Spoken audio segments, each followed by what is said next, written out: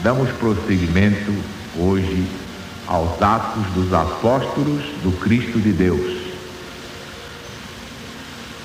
Estamos vendo como é que os apóstolos passaram a trabalhar sozinhos, sem a presença do chefe. Jesus subiu ao céu e disse: eu estarei convosco todos os dias até o fim do mundo.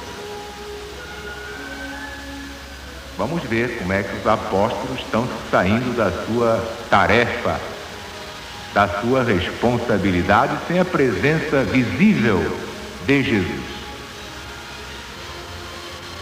Enquanto Pedro e João falavam ao povo, vieram os sacerdotes, o capitão do templo e os saduceus, que não acreditam na ressurreição, enfadados por ensinarem eles o Evangelho ao povo e anunciarem em Jesus a ressurreição de entre os mortos. Então, os prenderam até o dia seguinte, pois já era chegada a tarde. Muitos, porém, dos que ouviram a palavra do Evangelho, creram. Elevou-se o número dos homens a quase 5.000. Faz lembrar a legião, que começou com um irmão sozinho, né? O irmão operário. Depois vieram 30, depois vieram 300, depois vieram 3.000, depois 30.000, depois 300.000. E um dia todo o Brasil estará no Cristo de Deus, num só rebanho para um só pastor.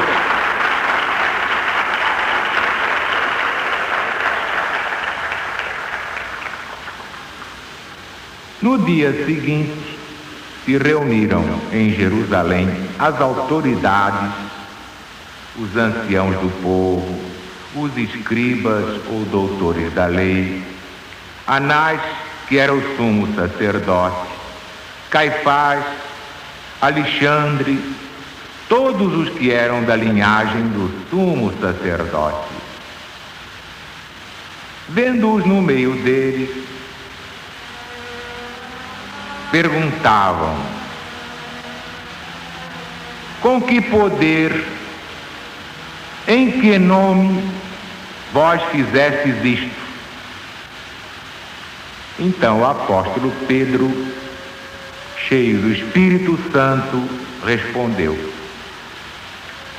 autoridades do povo e anciãos, se nós hoje somos inquiridos sobre o benefício feito a um doente, como foi curado aquele paralítico, seja notório a todos vós e a todo o povo de Israel, que em nome de Jesus o Nazareno, que vós crucificastes, mas que Deus ressuscitou dentre os mortos, em nome de Jesus é que esse enfermo está aqui, são e salvo diante de vós. Porque Jesus é a pedra desprezada por vós, edificadores, a qual foi posta como a pedra angular. Isso aqui é muito importante, prestem atenção.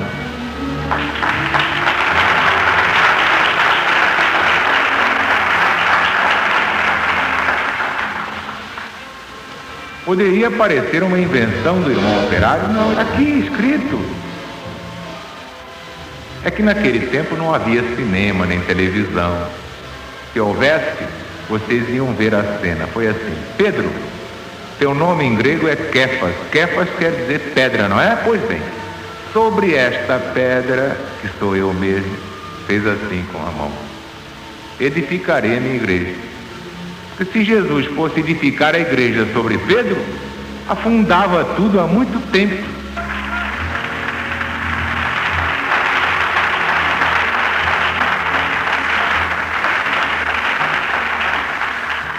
Não é Zarur quem diz isto, não. Está aqui no Novo Testamento, por favor. Atos dos Apóstolos, capítulo 4, versículo 11. Jesus é a pedra desprezada por vós, edificadores, a qual foi posta por Deus como a pedra angular. Não há salvação em nenhum outro, porque abaixo do céu não há outro nome dado entre os homens em quem devamos ser salvos, mas sim Cristo Jesus.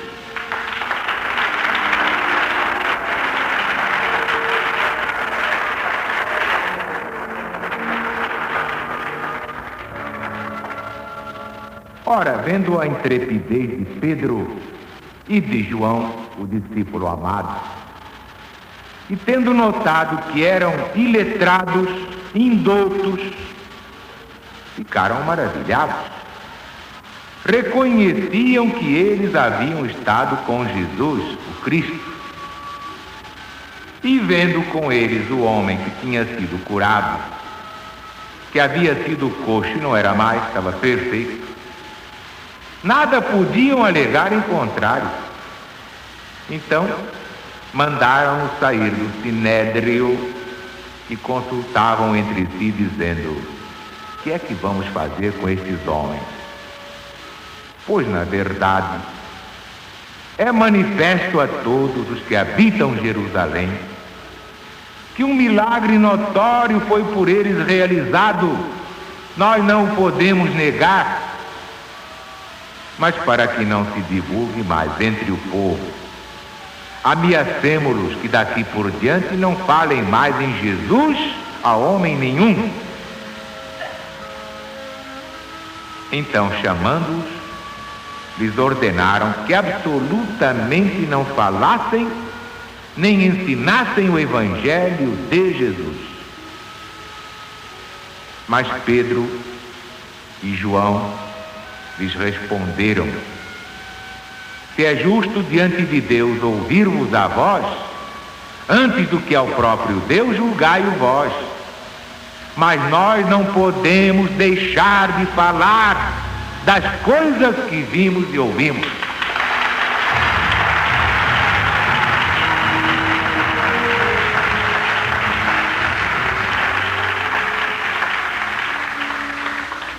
É o caso da LBV. Quando eu lancei em 1949 a campanha da Boa Vontade, pregando a Bíblia, a começar pelo Apocalipse, com a cooperação do meu saudoso irmão Leopoldo Machado, aí começaram os ataques. A voz do irmão operário ajudava muito, porque era uma voz bonita, diziam.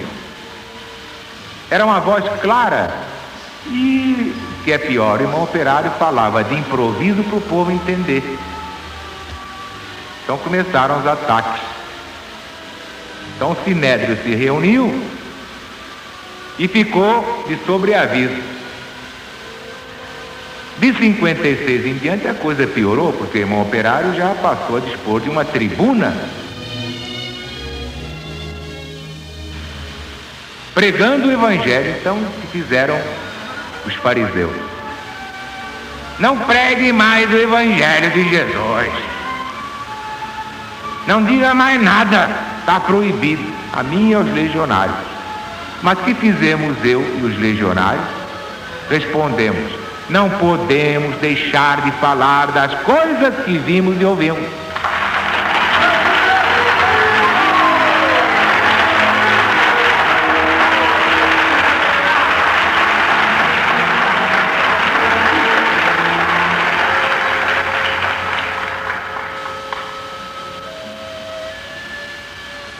É extraordinário. Foram presos Pedro e João porque curaram o paralítico. Essa não.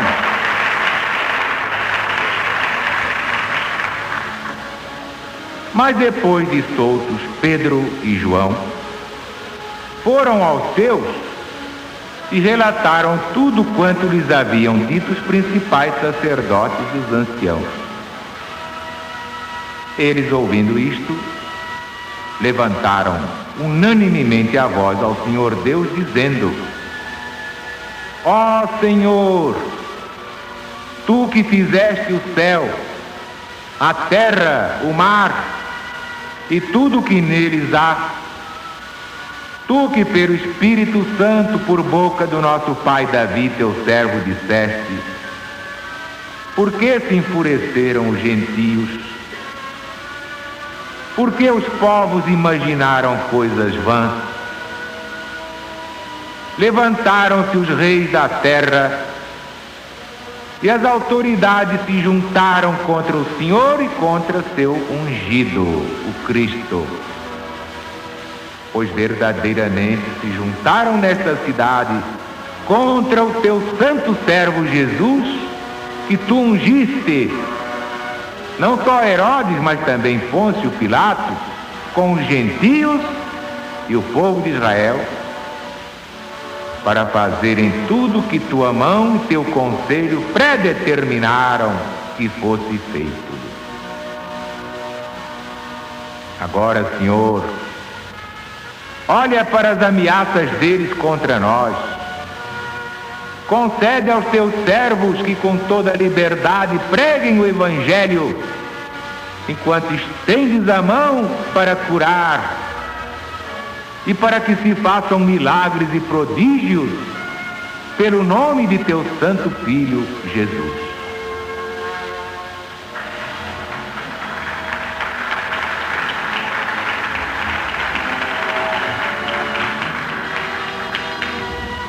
Tendo eles orado, tremeu o lugar onde eles estavam reunidos.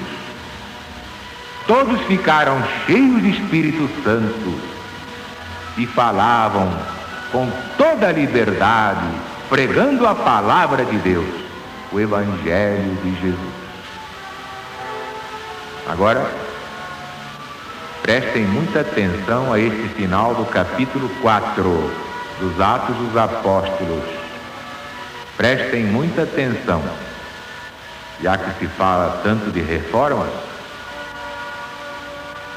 Da comunidade daqueles que creram em Jesus, o coração era um, a alma era uma. Nenhum deles dizia que coisa alguma das que possuía era sua apenas, porque tudo entre eles era comum. Com grande poder, os apóstolos davam seu testemunho da ressurreição do Senhor Jesus, e em todos eles havia graça abundante, pois nenhum necessitado havia mais entre eles. Todos os que possuíam terras ou casas, vendendo-as, traziam o preço do que vendiam. Depositavam o arrecadado aos pés dos apóstolos, e se repartia cada um conforme a sua necessidade. José, a quem os apóstolos deram o sobrenome Barnabé, que quer dizer filho de exortação ou consolação, levita natural de Chipre, como tivesse um campo, vendeu esse campo, trouxe o preço e o depositou também aos pés dos apóstolos de Jesus.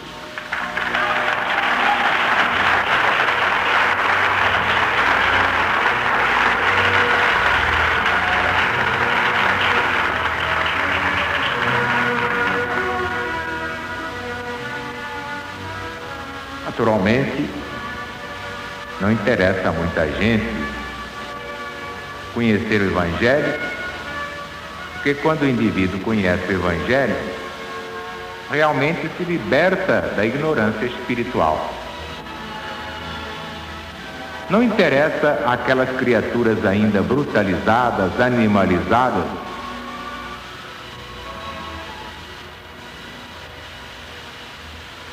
este conhecimento que é fatal, é perigoso.